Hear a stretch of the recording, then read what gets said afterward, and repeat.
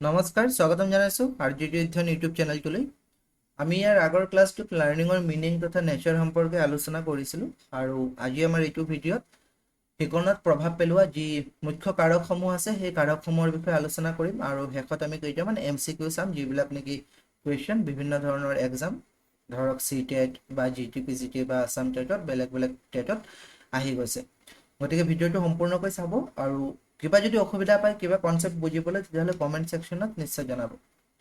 So first of all আমি learning কি সেইটো কি শিকিছিলোঁ যে লাৰ্নিং হৈছে প্ৰেক্টিছ আৰু এক্সপিৰিয়েন্সৰ ভিত্তিত, অৰ্থাৎ আমি এনেকুৱা ক'ব পাৰোঁ যে অনুশীলন তথা অভিজ্ঞতাৰ ভিত্তিত যেতিয়া আমাৰ কোনো বিহেভিয়াৰত আমাৰ আচৰণত এটা তুলনামূলকভাৱে স্থায়ী পৰিৱৰ্তন হয় তেতিয়া আমি তাক কি বুলি কওঁ, শিকন বুলি কওঁ, ৰাইট। এক্সাম্পল হিচাপে আমি কি চাইছিলোঁ যে শিশু এটাই প্ৰথম দিনা চাইকেল চলাবলৈ অসুবিধা পায় বা শিকিব নোৱাৰে, কিন্তু বাৰে বাৰে প্ৰেক্টিছ কৰাৰ ফলত এটা সময়ত কি হয় কেইবাদিনৰ পিছত কাৰো সহায় নোলোৱাকৈ শিশুটোৱে চাইকেল চলাবলৈ সক্ষম হয়। অৰ্থাৎ এই যে প্ৰথম দিনাৰ পৰা বৰ্তমান অৱস্থালৈকে তেওঁৰ এটা পৰিৱৰ্তন আহিছে আৰু সেই পৰিৱৰ্তন কি যে প্ৰথম দিনা চাইকেল চলাব পৰা নাছিলে এতিয়া কাৰো সহায় নোহোৱাকৈ নিজে চলাব পাৰিছে, অৰ্থাৎ তাত এটা কি হৈছে শিকন হৈছে। আৰু সেই শিকনটো কেনেকৈ সম্ভৱ হৈছে অভিজ্ঞতা আৰু অনুশীলনৰ জৰিয়তে, অৰ্থাৎ এক্সপিৰিয়েন্স আৰু প্ৰেক্টিছৰ জৰিয়তে, ৰাইট। সো সেইটো হৈছে লাৰ্নিং। এতিয়া লাৰ্নিঙত কিছুমান কাৰকে প্ৰভাৱ পেলায়। একেটা ক্লাছৰুমত একেজন শিক্ষকে বা একেটা টেক্সট বুকে পঢ়ায় কিন্তু এজন ষ্টুডেণ্টৰ পাৰফৰ্মেন্স ভাল হয় এজন ষ্টুডেণ্টৰ বেয়া হয়। কাৰণ কি কিছুমানে সোনকালে শিকে কিছুমানে অলপ লাহে লাহে শিকে। গতিকে কিবাটো কাৰক থাকিব যাৰ ফলত নেকি শিকন সোনকালে হয় বা যাৰ ফলত নেকি শিকন অলপ লাহে লাহে বা ধীৰ গতিত হয়। তো সেই কাৰকসমূহ কি কি সেই কাৰকসমূহ বিভিন্ন ধৰণৰ হ'ব পাৰে শিকনত প্ৰভাৱ পেলোৱা। মূলতঃ যদি আমি ভাগ কৰোঁ তেতিয়াহ'লে শিক্ষাৰ্থী সম্পৰ্কীয় কাৰক হয়, লাৰ্নাৰ ৰিলেটেড ফেক্টৰ্ছ, শিক্ষক সম্পৰ্কীয় কাৰক হ'ব পাৰে টিচাৰ ৰিলেটেড ফেক্টৰ্ছ, পৰিৱেশগত কাৰক হ'ব পাৰে এনভাইৰনমেণ্টেল ফেক্টৰ্ছ, আৰু সাইকোলজিকেল ফেক্টৰো হ'ব পাৰে যি হৈছে মনোবৈজ্ঞানিক কাৰক। শিক্ষাৰ্থী সম্পৰ্কীয় কাৰক কি কি হ'ব পাৰে? শিক্ষাৰ্থী সম্পৰ্কীয় কাৰক হ'ব পাৰে intelligence, motivation, interest, readiness, maturation, health, attitude, সেইবিলাক। ইয়াৰে ভিতৰত আমি ইণ্টেলিজেন্স, মটিভেশ্যন, ইণ্টাৰেষ্ট এইবিলাক বেলেগ বেলেগ আমি আকৌ ডিটেইলছ ৱাইজ ডিটেইল আমি ক্লাছ আগবঢ়ামেই। আজি অকল আমি লাৰ্নাৰ ৰিলেটেড ফেক্টৰ্ছবিলাক অলপ চাই যাওঁ যে কেনেকৈনো প্ৰভাৱ পেলায়। প্ৰথমটো হৈছে ইণ্টেলিজেন্স, বুদ্ধিমত্তা। বুদ্ধিমত্তা বুলি ক'লে আচলতে আমি কি বুজো? Intelligence is the ability to learn, reason and solve problems. অৰ্থাৎ বুদ্ধিমত্তা হৈছে শিকিবলৈ বা যুক্তি প্ৰয়োগ কৰিবলৈ বা সমস্যাৰ সমাধান কৰিবলৈ থকা ক্ষমতা। এক্সাম্পল হিচাপে যদি কোনো এজন শিক্ষাৰ্থীয়ে গণিতৰ ধাৰণাসমূহ সোনকালে বুজি পায় তেতিয়াহ'লে তেওঁ আন শিক্ষাৰ্থীৰ তুলনাত অলপ সোনকালে বা দ্ৰুত গতিত শিকিব পাৰে। সেইটো কেতিয়া সম্ভৱপৰ হয়? সেইটো সম্ভৱপৰ হয় ইণ্টেলিজেন্সৰ কাৰণে, অৰ্থাৎ বুদ্ধিমত্তাৰ কাৰণে। তাৰ পিছত যিটো ফেক্টৰ সেইটো হৈছে মটিভেশ্যন, যাক আমি অভিৰুচন বা প্ৰেৰণা বুলিও কওঁ। সো মটিভেশ্যন হয় কি? মটিভেশ্যন হৈছে এটা force. Motivation is the force that drives a person towards a goal. অৰ্থাৎ অভিৰুচন বা প্ৰেৰণা হৈছে এনে এক শক্তি যিয়ে নেকি এজন ব্যক্তিক লক্ষ্য পূৰণৰ দিশে আগবঢ়াই নিয়ে। উদাহৰণস্বৰূপে এজন ব্যক্তি আছে বা এজন শিক্ষাৰ্থী আছে, এজন এক্সপিৰিয়েঞ্চ আছে যাৰ লক্ষ্য হৈছে শিক্ষক হোৱা, অৰ্থাৎ তেওঁৰ আগত কিবা এটা গ'ল আছে। গ'লটো কি? গ'লটো হৈছে শিক্ষক হোৱা। আৰু এজন শিক্ষাৰ্থীয়ে যদি শিক্ষক হোৱাৰ লক্ষ্যৰে অসম টেটৰ বাবে প্ৰতিদিনে অধ্যয়ন কৰে তেতিয়াহ'লে কি হ'ব? শিকনটো সোনকালে হ'ব। আৰু যদি অভিৰুচনে নাথাকে, সেই মটিভেশ্যনটোৱে নাথাকে, তেতিয়াহ'লে শিকন প্ৰক্ৰিয়াটো কঠিন হৈ পৰিব। মটিভেশ্যনো বেলেগ বেলেগ হ'ব পাৰে, যেনেকৈ আভ্যন্তৰীণ বা বাহ্যিক। এতিয়া ইয়াত শিক্ষক হোৱা মটিভেশ্যনটো কি মটিভেশ্যন? সেইটো হৈছে নিজৰ মনৰ ভিতৰৰ পৰা অহা, নহয় জানো? সো এইটো হ'ব ইন্ট্ৰিনজিক মটিভেশ্যন বা আভ্যন্তৰীণ মটিভেশ্যন, আভ্যন্তৰীণ অভিৰুচন। নেক্সট যিটো কাৰক লাৰ্নাৰ ৰিলেটেড ফেক্টৰ সেইটো হৈছে ইণ্টাৰেষ্ট, অৰ্থাৎ আগ্ৰহ। তো আগ্ৰহ বুলি ক'লে আচলতে আমি কি বুজো? আগ্ৰহ বুলিলে কোনো বিষয়ৰ প্ৰতি যি ভাল পোৱা বা আকৰ্ষণ বুজোৱা হয়। কোনো এটা বিষয়বস্তু, কোনো এটা বস্তুৰ প্ৰতি যি লাইকিং বা আমি এট্ৰেকশ্যন কওঁ, সেই এট্ৰেকশ্যনটোকে কি কোৱা হয়? ইণ্টাৰেষ্ট বুলি কোৱা হয়। তাৰ পিছত যিটো কাৰক সেইটো হৈছে ৰেডিনেছ, যাক আমি প্ৰস্তুতি বুলি কওঁ। থৰ্নডাইকো ল অফ ৰেডিনেছৰ বিষয়ে কৈছে লজ অফ লাৰ্ণিঙত। সো ৰেডিনেছ বুলি ক'লে আচলতে কি হয়? যিটো নেকি সাজু হোৱা অৱস্থা বুলি ক'লে যিজন ব্যক্তিয়ে কিবা এটা শিকিব বিচাৰে বা এজন শিক্ষাৰ্থী বা এটা শিশুৱে যদি কিবা এটা শিকিবলৈ বিচাৰে তেওঁ প্ৰথম কথা প্ৰস্তুত হ'ব লাগিব, আৰু প্ৰস্তুত বুলি ক'লে শাৰীৰিক, মানসিক আৰু আৱেগিকভাৱে প্ৰস্তুত হ'ব লাগিব, আৰু বয়স অনুযায়ী প্ৰস্তুত হ'ব লাগিব। বয়স অনুযায়ী বুলি ক'লে আচলতে কি বুজাব, উদাহৰণস্বৰূপে আমি যদি কোনো ক্লাছ 2ৰ ল'ৰা এটাক বা ছোৱালী এজনীক যদি আমি এলজেব্ৰা অংক শিকাওঁ, তেতিয়াহ'লে সেইখন কেতিয়াও সম্ভৱপৰ নহ'ব, কিয়নো দ্বিতীয় শ্ৰেণীৰ ছাত্ৰজন প্ৰস্তুতেই হোৱা নাই এলজেব্ৰা শিকিবলৈ, অৰ্থাৎ তেওঁ ব্ৰেইনটো সিমান ডেভেলপেই হোৱা নাই। বয়স অনুপাতে যি আমাৰ ব্ৰেইনৰো ডেভেলপ হয়, সেই ডেভেলপটো হোৱা নাই। গতিকে দ্বিতীয় শ্ৰেণীৰ ছাত্ৰ এটাই এলজেব্ৰা অংকটো ভালদৰে শিকিব নোৱাৰিব, বা শিকিব নোৱাৰিব, ভালদৰেতো বাদেই দিয়ক, শিকিব নোৱাৰিব। কিয়? কাৰণ তেওঁ প্ৰস্তুত হোৱা নাই। গতিকে প্ৰস্তুতি বুলি ক'লে আচলতে আটাইতকৈ গুৰুত্বপূৰ্ণ কাৰক যিয়ে নেকি প্ৰস্তুতিৰ ওপৰত প্ৰভাৱ পেলায়, সেইটো হৈছে মেচুৰেশ্যন। মনত থ'ব, অপশ্যনত কেতিয়াবা মটিভেশ্যন থাকে, বাট মটিভেশ্যন হ'ব পাৰে এটা কাৰক, যে এজন ব্যক্তি বা এটি শিশু মটিভেট যদি হৈ থাকে তেতিয়াহ'লে সাজু হৈ থাকে শিকিবলৈ, আৰু যদি মটিভেট নহয় তেতিয়া শিকিবলৈ সাজু নহয়। কিন্তু আটাইতকৈ গুৰুত্বপূৰ্ণ কাৰকটো হৈছে মেচুৰেশ্যন, যিয়ে নেকি ৰেডিনেছৰ ওপৰত প্ৰভাৱ পেলায়। মেচুৰেশ্যন বুলি ক'লে আচলতে বয়স অনুপাতে যি নেকি ব্ৰেইনৰ ডেভেলপ হয়, তেতিয়াহে আচলতে প্ৰস্তুত হোৱা বুলি কোৱা হয়। 5 নম্বৰ হৈছে পৰিপক্কতা, যিটো অলপ আগতে মই অলৰেডি ক'লোৱে। মেচুৰেশ্যন মানে কি, যিটো নেকি নেচাৰেল গ্ৰোথ, অৰ্থাৎ প্ৰাকৃতিকভাৱে যিটো বিকাশ হয় বা বৃদ্ধি হয়, সেইটোকে আমি কওঁ মেচুৰেশ্যন। স্বাভাৱিকভাৱে বয়স অনুযায়ী, বয়সৰ লগে লগে যি গ্ৰোথ আৰু ডেভেলপমেণ্ট হয়, সেইটোক আমি কি বুলি কওঁ, পৰিপক্কতা বুলি কওঁ, আৰু এইটো এটা গুৰুত্বপূৰ্ণ কাৰক হয়। তাৰপিছত হৈছে স্বাস্থ্য বুলি ক'লে ফিজিকেল, মেণ্টেল আটাইবোৰ আহিব। যদি মেণ্টেলি বা ফিজিকেলি ভাল হয়, তেতিয়াহ'লে সেইকণো ভাল হ'ব, আৰু যদি স্বাস্থ্য যদি বেয়া হয়, তেতিয়াহ'লে সেইকণো ভাল নহ'ব। অৰ্থাৎ সুস্বাস্থ্যই সিকণৰ মান উন্নত কৰে, আৰু যদি স্বাস্থ্য বেয়া হয় তেতিয়াহ'লে সিকণৰ মান উন্নত নকৰে। তাৰপিছত আহিছে সিকণত প্ৰভাৱ পেলোৱা কাৰকসমূহ। আমি ইয়াৰ আগলৈকে লাৰ্ণাৰ চেণ্টাৰ্ড যিবিলাক ফেক্টৰ্ছ আছিলে সেইবিলাক চালোঁ। এতিয়া হৈছে teacher centric factors. Teacher centric factors কোনবিলাক? যিবিলাক নেকি শিক্ষকৰ ওপৰত নিৰ্ভৰ কৰিব, সিকণত প্ৰভাৱ পেলাব, আৰু সেইটো নিৰ্ভৰ কৰিব শিক্ষকৰ ওপৰত। যেনেকৈ ছাবজেক্ট নলেজ হ'ব পাৰে, টিচিং মেথড হ'ব পাৰে, পাৰ্চনেলিটি অফ দি টিচাৰ হ'ব পাৰে, classroom management, attitude towards students, communication skill, assessment and feedback, enthusiasm আৰু মটিভেশ্যন। ছাবজেক্ট নলেজ বুলি ক'লে আচলতে কি হ'ব, যে যিজন শিক্ষকে যিটো বিষয় পঢ়াব, সেই বিষয়ৰ প্ৰতি তেওঁৰ সম্পূৰ্ণ জ্ঞান থাকিব লাগিব, সেই বিষয়টোৰ ওপৰত তেওঁ দক্ষ হ'ব লাগিব।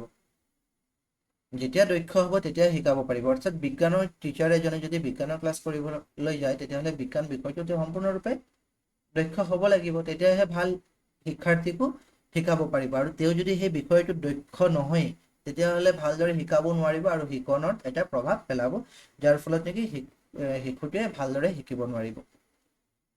তাৰপিছত হৈছে শিক্ষণ পদ্ধতি, টিচিং মেথড।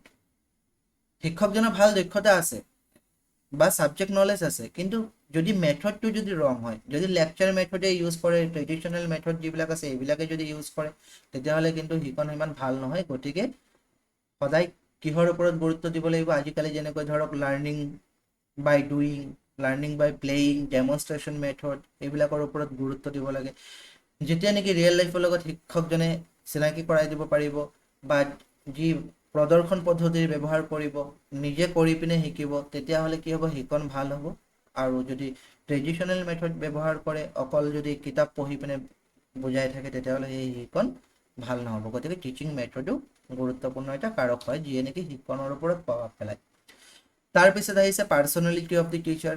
শিক্ষকৰ ব্যক্তিত্ব যথেষ্ট শিকণৰ ওপৰত প্ৰভাৱ পেলায়। ব্যক্তিত্ব বুলি ক'লে আচলতে যে শিক্ষকজন কেনেকুৱা হয়, ফ্ৰেণ্ডলি হয় নে নহয়, ছাপৰ্টিভ হয় নে নহয়, উৎসাহী হয় নে নহয়, এক্টিভ হয় নে নহয়, সেইবিলাকো এটা গুৰুত্বপূৰ্ণ কাৰক হয় শিকণৰ। তাৰপিছত শ্ৰেণীকোঠাৰ পৰিচালনা, যাক আমি ক্লাছৰুম মেনেজমেণ্ট বুলি কওঁ। আমি বেলেগকৈ এটা ভিডিঅ' প্ৰস্তুত কৰিম ক্লাছৰুম মেনেজমেণ্টৰ ওপৰত। চ' ক্লাছৰুম মেনেজমেণ্টটো এটা গুৰুত্বপূৰ্ণ কাৰক হয়, যিয়ে নেকি ক্লাছৰুম মেনেজমেণ্টটো বহুতখিনি শিক্ষকৰ হাতত থাকে। যেতিয়া নেকি শিক্ষকজন ক্লাছত সোমাব, শ্ৰেণীত সোমাব, তেতিয়া সেই ক্লাছৰ যিটো নেকি এনভাইৰনমেণ্ট, সেইটো সম্পূৰ্ণৰূপে শিক্ষকৰ ওপৰত। যদি এটা নইজি ক্লাছ নহয়, তেতিয়াহ'লে কনচেনট্ৰেশ্যন দিব নোৱাৰিব, আৰু শিকণো ভাল নহ'ব। ৱেল অৰ্গেনাইজ যদি ক্লাছৰুম হয় তেতিয়াহ'লে শিক্ষুৱে ভালদৰে শিকিব। ইয়াৰ পিছৰ কাৰকসমূহৰ ভিতৰত অন্যতম গুৰুত্বপূৰ্ণ কাৰক সেইটো হৈছে এনভাইৰনমেণ্টেল ফেক্টৰ্ছ। এনভাইৰনমেণ্টেল ফেক্টৰ্ছ বুলি ক'লে কি আহিব? হোম এনভাইৰনমেণ্ট আহিব, স্কুল এনভাইৰনমেণ্ট আহিব, পিয়াৰ গ্ৰুপ হ'ব পাৰে, লাৰ্ণিং ৰিচোৰ্চেছ হ'ব পাৰে। হোম এনভাইৰনমেণ্ট বুলি ক'লে পিতৃ মাতৃয়ে যদি ভাল এটা এনভাইৰনমেণ্ট দিয়ে বা পঢ়াৰ কাৰণে যদি ভাল এটা পৰিৱেশ সৃষ্টি কৰি দিব পাৰে তেতিয়াহ'লে শিশুজনে ভালদৰে শিকিব। পিতৃ মাতৃয়ে যদি শিক্ষাৰ প্ৰতি গুৰুত্ব দিয়ে তেতিয়াহ'লে শিশুজনো ভালদৰে শিকিব। আৰু পিতৃ মাতৃয়ে যদি অনীহা প্ৰকাশ কৰে, পিতৃ মাতৃয়ে যদি শিশুটোৰ গুৰুত্ব নলয় তেতিয়াহ'লে সেই শিকনো ভাল নহ'ব। তাৰপিছত স্কুল এনভাইৰনমেণ্ট। স্কুলত কেনেকুৱা পৰিৱেশ হয়, স্কুলত লাৰ্ণিং এটমস্ফিয়াৰ আছেনে নাই, তাত লাইব্ৰেৰীজ, লেবৰেটৰীজ এইবিলাক আছেনে নাই, প্ৰপাৰ ফেচিলিটিজ আছেনে নাই, তাত পৰিৱেশটো কেনেকুৱা, টিচাৰৰ ইয়াত পাৰ্চনেল যি কথা আহি পৰিব, যিবিলাক নেকি আমি টিচাৰ ৰিলেটেড ফেক্টৰ্ছবিলাক পাইছিলোঁ এইবিলাকো আহি পৰিব। মুঠতে স্কুলৰ এটা পৰিৱেশ, আৰু স্কুলৰ পৰিৱেশ যদি ভাল হয় তেতিয়াহ'লে শিকন ভাল হ'ব, আৰু যদি স্কুলৰ পৰিৱেশেই ভাল নহয় তেতিয়াহ'লে শিকন সম্ভৱ নহ'ব। দেন আমি আহিছোঁ পিয়েৰ গ্ৰুপ। পিয়েৰ গ্ৰুপ বুলি ক'লে আচলতে কি হয়? লগৰ সমনীয়া। এতিয়া লগৰ সমনীয়াৰ লগত থাকিলেও শিকনত গুৰুত্বপূৰ্ণ এটা প্ৰভাৱ পৰে। যদি ভাল সমনীয়াৰ লগত থাকে, লগৰবোৰো যদি ভাল ভাল কথাবিলাক আলোচনা কৰে তেতিয়াহ'লে ভাল এটা প্ৰভাৱ পৰিব শিকনত, আৰু যদি নেগেটিভ বস্তুৰ প্ৰতি যদি আকৰ্ষিত হয় তেতিয়াহ'লে বেয়া শিকনবিলাক সোনকালে হ'ব, ভাল শিকনবিলাকৰ পৰা বঞ্চিত হ'ব। তাৰপিছত হৈছে লাৰ্ণিং ৰিচোৰ্চেছ। প্ৰপাৰ যদি ৰিচোৰ্চেছ পায়, books, computers, internet, educational materials, যিকোনো ধৰণৰ map, globe, pen, pencil, paper, কিতাপ এইবিলাক যদি পায় তেতিয়াহ'লে শিকন সোনকালে হ'ব। আৰু যদি এইবিলাক নাপায় তেতিয়াহ'লে শিকন অলপ লাহে লাহে বা ধীৰ গতিত হ'ব। তো এইবিলাক আমি আলোচনা কৰিলোৱেই। ঘৰুৱা পৰিৱেশ, বিদ্যালয়ৰ পৰিৱেশ, সমবয়সীয়া যি গোট আছে বা শিক্ষণ যি সম্পদ আছে। ইয়াৰ পিছত অন্যতম গুৰুত্বপূৰ্ণ কাৰকৰ ভিতৰত আমি সাইকোলজিকেল ফেক্টৰ্ছ বুলি ক'ব পাৰোঁ, যি মনোবৈজ্ঞানিক কাৰক। মনোবৈজ্ঞানিক কাৰক কোনবিলাক? এটেনশ্যন, মেমৰি, ৰিইনফৰ্চমেণ্ট, ইম'শ্যনছ এইবিলাক। এতিয়া এটেনশ্যন কি হয়? এটেনশ্যন বুলি ক'লে বা মনোযোগ বুলি ক'লে আচলতে এটা কনচেনট্ৰেশ্যন হয় কোনো এটা পাৰ্টিকুলাৰ এক্টিভিটিৰ প্ৰতি। মনোযোগ হ'ল কোনো বিশেষ কামত ছাত্ৰৰ ফলপ্ৰসূভাৱে মনোনিৱেশ কৰা, বা আমি মনোযোগ বুলি ক'লে কোনো বিশেষ বিষয় বা কামত মনোনিৱেশ কৰা বুলি কওঁ। মনোযোগেৰে যদি শুনি থাকে এটা ছাত্ৰই তেতিয়াহ'লে ভালদৰে শিকিব, আৰু যদি মনোযোগেই নিদিয়ে তেতিয়াহ'লে ভালদৰে নিশিকিব, যিটো নেকি এটা সাইকোলজিকেল ফেক্টৰ্ছ হয়। সকলোৱে প্ৰতিটো বিষয়বস্তু সমানে মনোযোগ দিব নোৱাৰে বা নোখোজেও, দিব নোৱাৰে, মানে মনে নবহিব।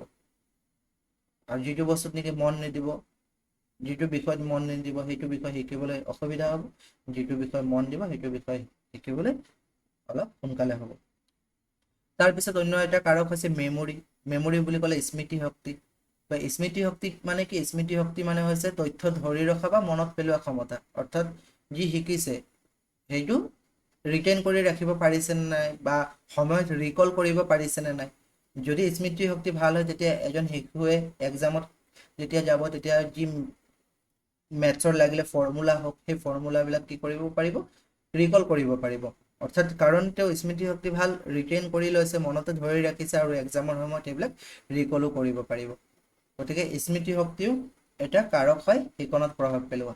ইয়াৰ পিছত হৈছে ৰিইনফৰ্চমেণ্ট, যাক আমি অনুবল বুলি কওঁ, শক্তিশালীকৰণ বুলি কওঁ, পুনৰ্বলন বুলি কওঁ, বিভিন্ন টাৰ্মত ব্যৱহাৰ কৰে। ৰিইনফৰ্চমেণ্টটো ইংৰাজী টাৰ্মটোৱে মনত থৈ দিব। যিকোনো বস্তু বা প্ৰক্ৰিয়াই যেতিয়া কোনো আচৰণক অধিক শক্তিশালী কৰি তোলে তাক আমি ৰিইনফৰ্চমেণ্ট বুলি কওঁ, যিয়ে নেকি স্কিনাৰেও এই বিষয়ে কৈছিলে।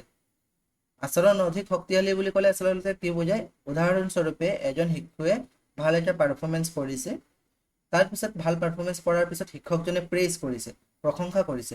তো প্ৰশংসা কৰাৰ পিছত শিশুটো কি হৈছে? আৰু মানে ফূৰ্তি পাইছে বা ভিতৰৰ পৰা আৰু মটিভেট হৈছে, আৰু মটিভেট হোৱাৰ ফলত কি হৈছে? আৰু ভালদৰে পঢ়িছে। অৰ্থাৎ তেওঁৰ যি বিহেভিয়াৰ আছিলে আগতকৈ এতিয়া আৰু শক্তিশালী হৈছে, আৰু ইয়াত প্ৰেইজ ৰিইনফৰ্চমেণ্টৰ দৰে কাম কৰিছে। কোনোবা এজন শিশুৱে যদি ভাল মাৰ্কছ আনে কেতিয়াবা ট্ৰফি বা চকলেট দিয়া হয়, চকলেট পোৱাৰ লগে লগে তেওঁ আকৌ ভাল কৰিলে আকৌ চকলেট পাব বুলি সেই আশাৰে কি কৰে? আৰু কষ্ট কৰে। অৰ্থাৎ আচৰণৰ আকৌ কি কৰে? পুনৰ সেইটো সংগঠিত হয় আচৰণ, তেতিয়া সেই ট্ৰফিটো ৰিইনফৰ্চমেণ্ট হিচাপে তাত কাম কৰে। ৰিইনফৰ্চমেণ্ট যিকোনো বস্তু হ'ব পাৰে যিয়ে নেকি আচৰণ আৰু অধিক শক্তিশালী কৰি তোলে। দেন মনোবৈজ্ঞানিক কাৰকসমূহৰ ভিতৰত অন্যতম হৈছে আবেগ। আবেগ বুলি ক'লে ইম'শ্যনছ। ইম'শ্যনছত কি আহিব পাৰে? ফিয়াৰ, এংজাইটি, হেপিনেছ, চেডনেছ, এইবিলাক। যদি ফিয়াৰ থাকে, এংজাইটি থাকে, তেতিয়াহ'লে লাৰ্ণিং ভাল নহ'ব। আৰু যদি কনফিডেন্স হয়, খুব হেপিনেছ মোডত থাকে, হেপি মোডত, তেতিয়াহ'লে লাৰ্ণিং ভাল হ'ব। গতিকে শিকনত প্ৰভাৱ পেলোৱা এইকেইটা হৈছে মূল কাৰক। আই হোপ আপোনালোকে বুজি পাইছে। কেইটামান আমি MCQ চাই লওঁ। Which factor creates readiness for learning? শিকিবলৈ প্ৰস্তুতি কোনটো কাৰকে সৃষ্টি কৰে? মটিভেশ্যন, মেচুৰেশ্যন, ৰিইনফৰ্চমেণ্ট আৰু মেমৰি। শিকিবলৈ ৰেডিনেছটো ইয়াৰ ভিতৰত গোটেইকেইটা কাৰকেই কৰিব পাৰে। মটিভেশ্যনো কৰিব পাৰে, মেচুৰেশ্যনো কৰিব পাৰে, ৰিইনফৰ্চমেণ্টো কৰিব পাৰে, আৰু যদি মেমৰি স্মৃতি শক্তি ভাল হয় তেতিয়াহ'লে শিকিবলৈ প্ৰস্তুতো হয়। যদি শিকি কিবা এটা মনতে থ'ব পাৰে তেতিয়াহ'লে শিকিবলৈ ভাল লাগে। যদি শিকাৰ পিছত পাহৰি যায় তেতিয়াহ'লে আৰু শিকিবই মন নাযায়। গতিকে গোটেইকেইটা হ'ব পাৰে, কিন্তু মই প্ৰথমতে কৈছিলোঁ বহুতে মটিভেশ্যন বুলি চিলেক্ট কৰে, কিন্তু মেচুৰেশ্যন বুলি ক'লে আচলতে নেচাৰেল যিটো গ্ৰ'থ সেইটো ৰেডিনেছ বুজাইছে। ৰেডিনেছ বুলি ক'লে আচলতে কি বুজাইছে? ইয়াত নেচাৰেলি প্ৰস্তুত হ'ব লাগিব। যেনেকৈ ক্লাছ 2ৰ এক্সাম্পল এটা দিয়া হৈছিলে, ক্লাছ 2 ল'ৰা ছোৱালীক আপুনি গৈ পিনে এলজেব্ৰা, ট্ৰিকোনমিতি শিকাব নোৱাৰিব, কাৰণ ক্লাছ 2 ল'ৰা ছোৱালী ৰেডিয়ে হোৱা নাই সেইটো ল'বলৈ। গতিকে মেচুৰেশ্যন হৈছে এটা কাৰক যিয়ে নেকি ৰেডিনেছৰ ওপৰত প্ৰভাৱ পেলায়, বা ৰেডিনেছ বা শিকিবলৈ প্ৰস্তুতি যি কাৰক আছে সেই কাৰকৰ ওপৰত প্ৰভাৱ পেলায়। কুৱেশ্যন নম্বৰ 2 কি আছে? কুৱেশ্যন নম্বৰ 2 আছে ল অফ ৰেডিনেছ কোনে গুৰুত্ব আৰোপ কৰিছিল?